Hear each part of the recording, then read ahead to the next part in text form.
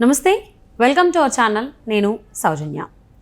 ఎన్నికల షెడ్యూల్ కంటే ముందే వైసీపీ 175 అసెంబ్లీ అలాగే 24 పార్లమెంట్ నియోజకవర్గాలకు సంబంధించి అభ్యర్థులను ప్రకటించింది. బట్ ఇప్పుడు కొన్ని స్థానాల నుంచి అభ్యర్థులు మార్చేటువంటి అవకాశం ఉందని చెప్పేసి వార్త వినిపిస్తూ ఉంది. అలాగే కడప ఎంపీ స్థానం కూడా మార్చేటువంటి అవకాశం ఉంది. ఎందుకంటే కడప నుంచి ఎంపీగా వైసీపీ నుంచి అవినాష్ రెడ్డి అలాగే కాంగ్రెస్ పార్టీ నుంచి షర్మిల పోటీ చేయడం అన్న సంగతి మనందరికీ తెలిసింది. కానీ ఇక్కడ షర్మిల ఒక హంతకుడికి టికెట్ ఇచ్చింది వైసీపీ అనే దాన్ని జనాల్లోకి బాగా తీసుకెళ్తోంది. కాబట్టి ఒకవేళ అవినాష్ రెడ్డి ఓడిపోతే అది జగన్మోహన్ రెడ్డికి చాలా చిన్న చూపు అనేటువంటి ఉద్దేశంతో కడప ఎంపీ స్థానాన్ని కూడా మార్చేటువంటి అవకాశం ఉంది. కడపతో పాటు ఇంకొన్ని స్థానాలు మరి ఎక్కడెక్కడ ఎవరిని వైసీపీ మార్చాలి అనుకుంటోంది. మరి ఈ అంశానికి సంబంధించి మనతో మాట్లాడడానికి వారి విశ్లేషణని మనతో పంచుకోవడానికి ఈరోజు మనతో పాటు ఉన్నారు సీనియర్ జర్నలిస్ట్ డివిఎస్ గారు ఉన్నారు. వారితో మాట్లాడదాం. నమస్తే అండి. నమస్తే అమ్మా. వైసీపీ కొంతమంది అభ్యర్థుల్ని మార్చబోతోంది. అది పార్లమెంట్కి సంబంధించి అలాగే అసెంబ్లీకి సంబంధించి కూడా ఒక వార్త సోషల్ మీడియాలో బాగా వైరల్ అవుతోంది. అందులో మరీ ముఖ్యంగా కడప ఎంపీ స్థానం అయితే ఖచ్చితంగా మార్చబోతోంది. అవినాష్ రెడ్డి ప్లేస్లో అభిషేక్ రెడ్డి రావచ్చు అనేటువంటి టాక్. అలాగే ఇంకొన్ని స్థానాలు కూడా ఉన్నాయి. ఒకవేళ అదే జరుగుతుందా అసలు ఏంటి? అభిషేక్ రెడ్డి ఇప్పుడు గనక కడప ఎంపీగా తన అభ్యర్థిగా జగన్మోహన్ రెడ్డి గనక ప్రకటిస్తే షర్మిల గెలిచినట్టే. షర్మిల కంటెస్ట్ చేయకుండానే గెలిచినట్టు, నామినేషన్ వేయకుండానే. ఎందుకంటే మరి షర్మిల పంతం కదా, ఏంటి హంతకుడు పార్లమెంట్కి వెళ్ళడానికి వీల్లేదు, మా చిన్నాన్న కోరిక, నేనే కంటెస్ట్ చేస్తాను. అసలు ఆమె అక్కడ లోక్సభకి దిగటానికే ప్రధాన కారణం అది. వివేకానంద రెడ్డి ఆఖరి కోరిక నిలబెట్టడం కోసమే నేను పోటీ చేస్తున్నాను. సునీత కూడా అదే చెబుతోంది. ఇప్పుడు వాళ్ళిద్దరూ కలిసి ఇంటింటి ప్రచారం చేస్తున్న దీంట్లో ఇవాళ అక్కడ ఒక రకంగా కడపలో భూకంపం, పులివెందుల్లో భూకంపం, వైసీపీకి భూకంపం వస్తున్న దీంట్లో ఆ వైబ్రేషన్స్ని మరి తట్టుకోవటం కోసం జగన్మోహన్ రెడ్డి నిజంగానే తన అభ్యర్థిని మారుస్తున్నాడా అంటే చెప్పకనే చెప్పినట్ట అవినాష్ రెడ్డి హంతకుడు అని. అంతే కదా. ఇప్పుడు అతను కనుక మార్చాడు అంటే అర్థం ఏమవుతుంది? అంగీకరించినట్టే. షర్మిల చెప్పిన మాట హంతకుడు కాబట్టి మరి తను విత్డ్రా చేసుకున్నట్టు అవుతుందన్నమాట. దేనికోసమైతే ఫైట్ నడుస్తోందో, హంతకుడు కాదు అని జగన్మోహన్ రెడ్డి, హంతకుడని షర్మిల, హంతకుడని సిబిఐ, ఇలా నడుస్తున్నప్పుడు ప్రజలు కూడా అవినాష్ రెడ్డి ప్రమేయం ఉందని ఆలోచిస్తున్నప్పుడు, అనుకుంటున్నప్పుడు, ఇప్పుడు కనుక సడన్గా జగన్మోహన్ రెడ్డి మార్చాడు అనుకో, గొడ్డలు వేటు పడ్డట్టే కదా. వెన్నుపోటు అనకూడదేమో మనం. ఇప్పుడు వెన్నుపోటు లేదు కదా, ఇప్పుడు అంతా గొడ్డలి దెబ్బే. ఎవరి మీద? అవినాష్ రెడ్డి మీద జగన్మోహన్ రెడ్డి గొడ్డలి దెబ్బగా చూడాలి. ఎందుకంటే ఇప్పుడు అతను వస్తున్న పేరేంటి? అవినాష్ రెడ్డికి ప్రత్యామ్నాయంగా అభిషేక్ రెడ్డి అన్నది నువ్వు అదే కదా. అభిషేక్ రెడ్డి డాక్టర్ అభిషేక్ రెడ్డి ఎవరు? అవినాష్ రెడ్డికి కొడుకు అవుతాడా? అంటే ఇదొక మళ్ళీ ఎపిసోడ్ బాబాయ్ అబ్బాయి. ఆ బాబాయ్ అబ్బాయి ఎపిసోడ్ ఏమో కానీ అది అసలు బాబాయ్నే పైకి పంపించారు. ఇప్పుడు ఇంకో బాబాయ్ అబ్బాయి ఎపిసోడ్కి మరి రంగం సిద్ధమవుతుందా? ఎవరు? అవినాష్ రెడ్డి, అభిషేక్ రెడ్డి బాబాయ్ అబ్బాయి అవుతారనమాట. ఎందుకంటే అభిషేక్ రెడ్డి డాక్టర్, అతను భాస్కర్ రెడ్డికి మనవడు అవుతాడు.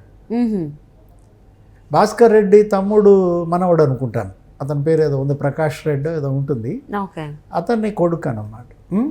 ఇప్పుడు మరి వాళ్ళిద్దరూ డాక్టర్స్, ఎవరిద్దరు భార్యాభర్తలు, వైజాగ్లో ఉండేవాళ్ళు. ఈ అభిషేక్ రెడ్డి భార్య అక్కడ సెటిల్ అయిన వాళ్ళు మరి తీసుకొచ్చాడు ఇక్కడికి జగన్మోహన్ రెడ్డి. నీకు దగ్గర ఒక సంవత్సరంన్నర నుంచి తన ఇన్ఛార్జిగా పెట్టుకుని పులివెందుల్లో 2-3 మండలాలు కూడా అప్పచెప్పాడు. డాక్టర్ గారు అంటున్న దీంట్లో ప్రజల్లో కూడా అతను మరి ఒక ముద్ర పడుతోంది. అప్పుడే మనకు అనుమానం వచ్చింది. ఏది? 1.5 ఏళ్ల క్రితమే పులివెందుల, సింహాద్రిపురం అటు ఇన్ఛార్జిగా అభిషేక్ రెడ్డిని తిప్పుతున్నప్పుడే అప్పుడు మీడియా కూడా ఏమని ఇచ్చింది? అవినాష్ రెడ్డికి చెక్ చెప్పినట్టే అభిషేక్ రెడ్డిని తెస్తున్నారు. మరి నిజంగా ఇప్పటికి అది నిజమవుతుందా? దానికి జగన్మోహన్ రెడ్డి సిద్ధంగా ఉన్నాడా గొడుగు తీసేయటానికి?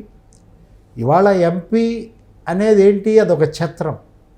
ఎవరికి? అవినాష్ రెడ్డిని కాపాడుతున్న గొడుగు. ఇన్నాళ్ళు అరెస్ట్ కాలేదన్నా, ఆ ఎంపీ అనే పదవిని అడ్డం పెట్టుకునే కదా 5 ఏళ్లుగా వివేకానంద రెడ్డి కేసు ఇలా నానుస్తున్న ఒక కొలిక్కి తీసుకురాకుండా ఏకంగా సిబిఐనే బెదిరించిన పరిస్థితి. సిబిఐ ఎస్పీ రామ్ సింగ్ మీదే కేసు పెట్టి ఆయన్ని అక్కడి నుంచి పారిపోయేలాగా చేసిన పరిస్థితి.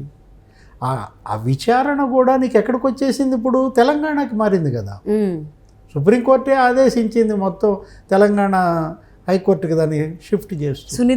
దానికి సునీతే కారణం అవును. అంటే ఏంటి, ఏ స్థాయిలో ఆ కేసుని వీళ్ళు ఒత్తిడికి గురి చేశారు, ప్రభావితం చేశారు, మనకు అక్కడే కనపడుతుంది అనమాట. ఆయన అరెస్ట్ చేయడానికి సిబిఐ వెళ్తే 3 రోజులు కర్నూల్లో యుద్ధ వాతావరణం, గెస్ట్ హౌస్లో సిబిఐ ఆఫీసర్లు దాక్కుంటారు. ఈ హాస్పిటల్ చుట్టూతో విశ్వభారతి హాస్పిటల్ అనుకుంటాను, అది కూడా వైసీపీ వాళ్ళదే, దాని చుట్టూతో 1000 మంది కార్యకర్తలు, వైసీపీ ఎమ్మెల్యేలు.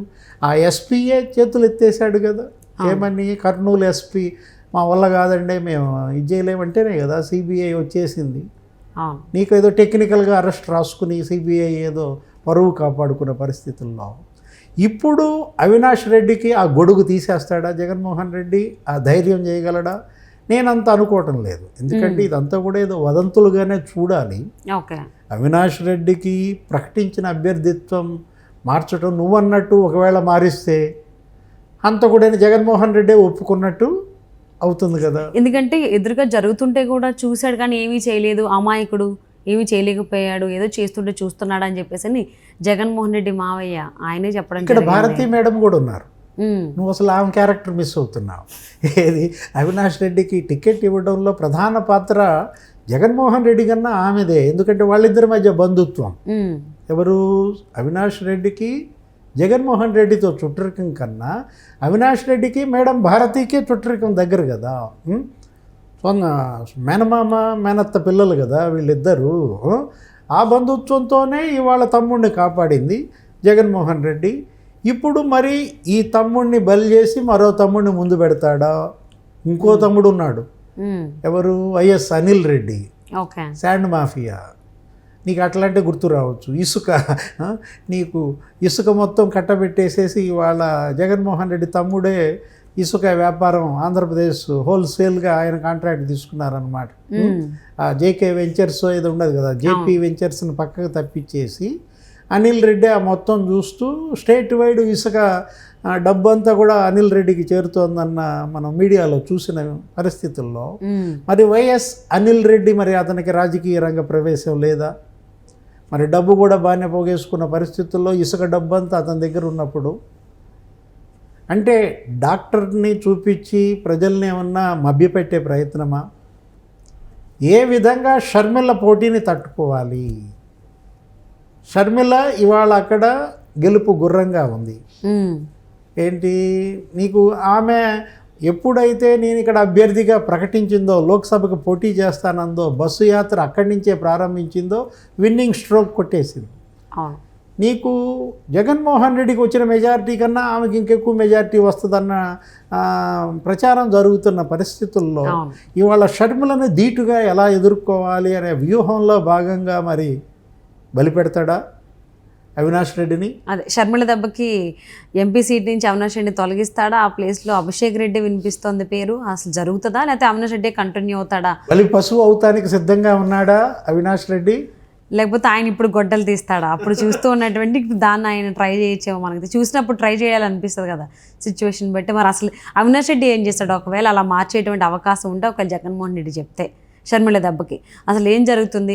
అసలు ఏమీ జరగకుండా సైలెంట్గానే ఉంటుందా ఏంటనేది చూద్దామండి. Thank you so much DVS గారు, నమస్తే.